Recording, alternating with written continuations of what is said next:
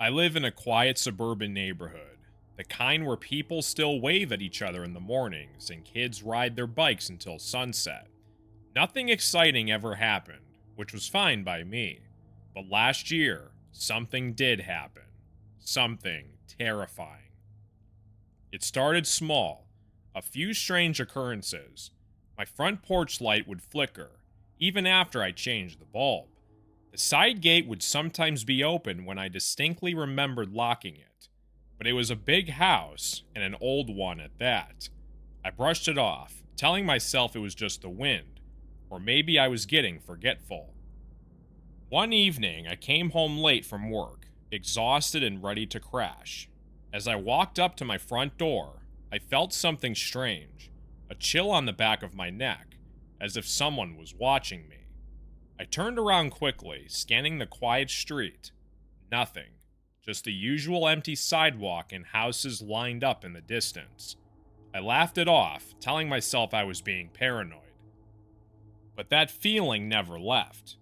Over the next few days, I couldn't shake the sensation that I wasn't alone, even when I was supposed to be. I'd be sitting in my living room, and out of the corner of my eye, I'd see movement outside, just beyond the windows. But every time I turned to look, no one was there. One night, as I sat watching TV, I heard it. Footsteps on the front porch. Slow, deliberate, and unmistakable. My heart raced. I muted the television, straining to hear more. The steps stopped, but now someone was knocking, soft, almost polite. I walked over to the front door, my hand shaking as I peeked through the peephole. No one was there. But then as I stepped back, I heard it. This time from the back of the house. Someone was knocking on the back door. My heart raced as I realized what was happening. Someone was trying to mess with me.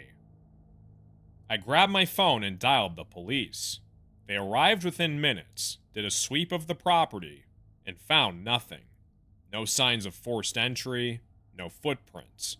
They left, telling me it was probably some kids playing pranks.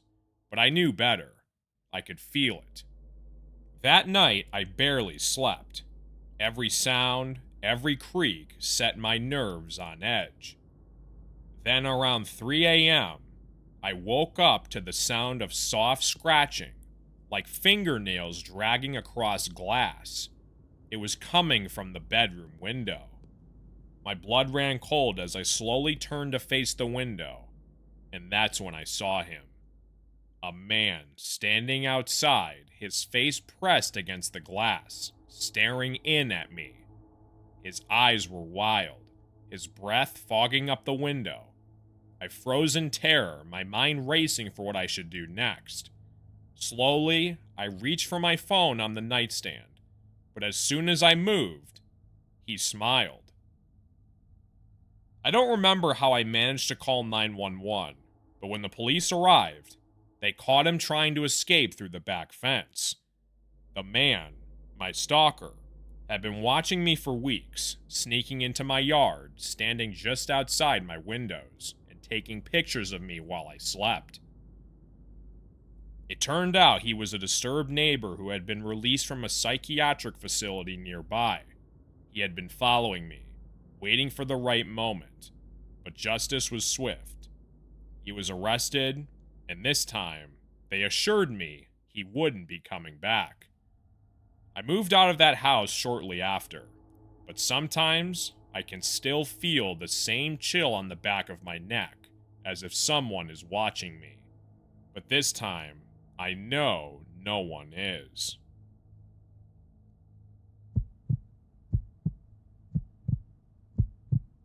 I used to drive for a rideshare service in the city. It was easy money, and most of the time, the people I picked up were either heading home after a long night out or on their way to work. Nothing out of the ordinary. But one night, everything changed.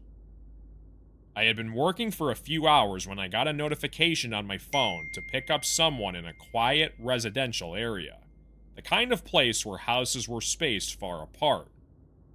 I didn't think much of it, just another ride to make some extra cash. I pulled up to the address, and through the rain, I saw a figure standing under a dimly lit street lamp. A man, probably in his mid-40s, dressed in a dark, soaked trench coat, was waiting. He didn't have an umbrella. He just stood there, dripping wet, staring at his phone. I rolled down the window slightly and asked if he was my passenger. He nodded and got into the back seat of my car without saying a word. The second he closed the door, something felt off. The air in the car changed, like a heavy weight had settled in. But I shook it off, telling myself I was being paranoid. "Where to?" I said. He gave me an address on the outskirts of town, a good 25-minute drive. It wasn't unusual to get long rides, especially late at night, so I put the car in gear and headed out. For the first few minutes, the man was silent, just staring out the window, watching the rain hit the glass. I tried to make small talk with him, ask how his night was going, but he didn't respond, just stared. About 10 minutes into the drive, I noticed something strange. He wasn't looking at the city lights or the passing cars. His reflection in the rearview mirror was fixed on me, unblinking, cold. It sent a shiver down my spine. I turned up the radio to break the tension, but it didn't help. The feeling of dread grew stronger with every mile. I kept glancing at the mirror, hoping to catch him looking away, but every time, his eyes were locked onto mine. We were driving through a more remote area now. No streetlights, just the road and trees. I was starting to get really uneasy. Then out of nowhere, he finally spoke. "You ever wonder what it's like to take a life?" His voice was low, almost a whisper, but it cut through the sound of the rain like a knife. I froze, gripping the steering wheel tighter. My mind raced, trying to figure out if he was serious or if this was some kind of sick joke. I've always wondered what it feels like, that moment when someone's life just stops. I didn't know what to say to this man. My heart was pounding so hard I thought it was going to explode. All I could think about was getting him out of my car as fast as possible. Then in the mirror, I saw him pull something out of his coat pocket. A glint of metal. A knife. I slammed on the brakes, the car skidding to a stop on the wet road. Without thinking, I unbuckled my seatbelt and threw open the door. I ran, the rain pelting down on me, soaking me to the bone, but I didn't care. I had to get away from this man. I heard the car door slam behind me, heard his footsteps splashing through the puddles as he chased me down the street. My mind was screaming, my legs burning as I ran toward a small convenience store up the road, hoping someone, anyone was there. I burst through the door, panting and drenched, screaming for help. The clerk behind the counter called the police, and within minutes, they arrived. They found the man hiding near my car, the knife still in his hand. He didn't resist when they arrested him, just smiled.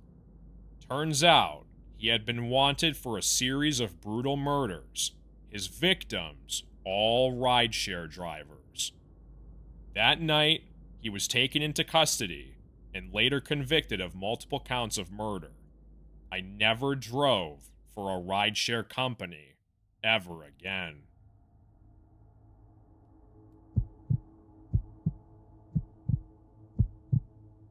I've worked as a real estate agent for nearly a decade, so I've seen my fair share of strange properties.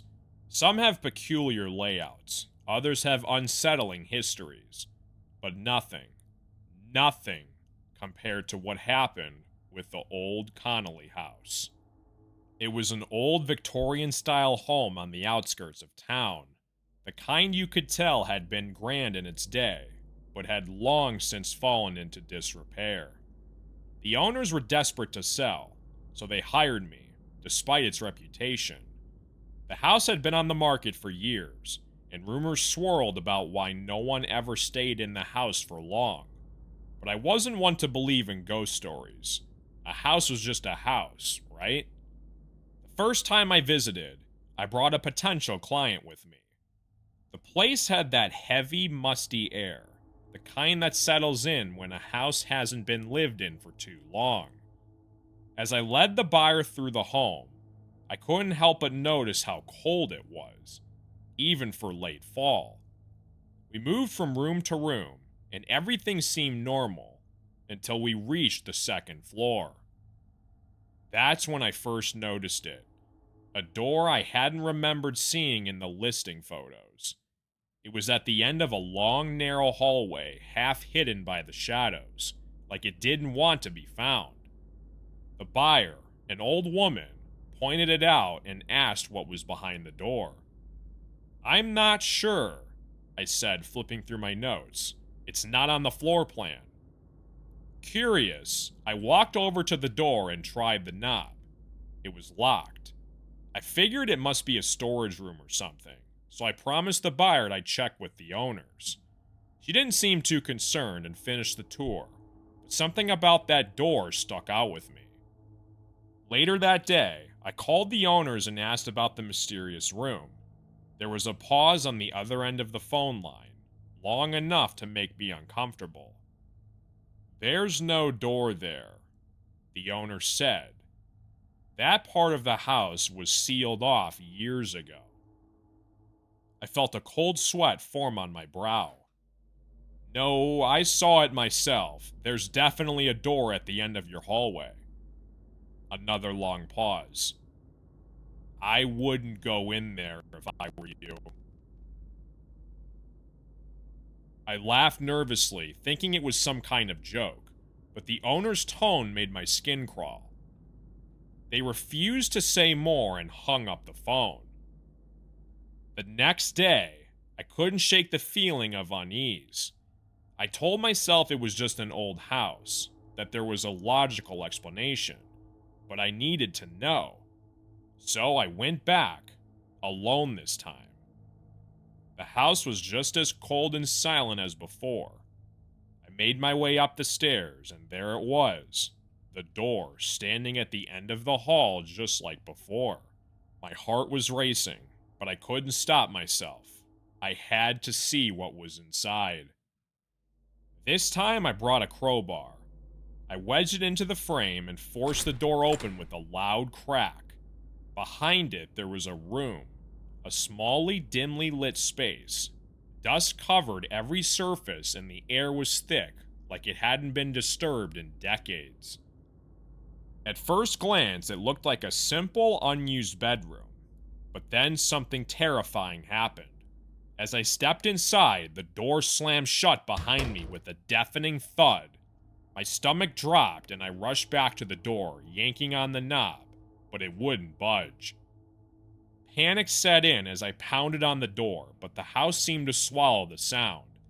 My phone had no signal, and it was then I noticed something even more unsettling. The temperature in the room was dropping rapidly. My breath formed small clouds in front of me, and I could feel an unnatural chill seeping into my bones. Then from the corner of my eye, I heard it. Soft, almost imperceptible breathing. I froze, barely able to comprehend what I was hearing. I wasn't alone. Slowly, I turned around, and there in the shadows, something moved. I couldn't quite see what it was, but there was definitely something there. A shape, a presence. I backed toward the door, my hand shaking as I tried the knob again. Suddenly, the door flew open and I stumbled into the hallway, gasping for breath. I didn't look back. I ran. I bolted down the staircase and out of the house, never stopping until I reached my car. The next day, I returned with the police, but when we went back up to the second floor, the door was gone. Just a blank wall where it had been. They didn't believe me, of course, and the owners denied ever hearing anything like it. I even tried to show them the broken frame, but it looked like as if the door had never existed. I quit the listing the next week. But sometimes I dream about that room, and in those dreams, I'm not the only one who finds the door. It's always someone else, someone who never makes it out.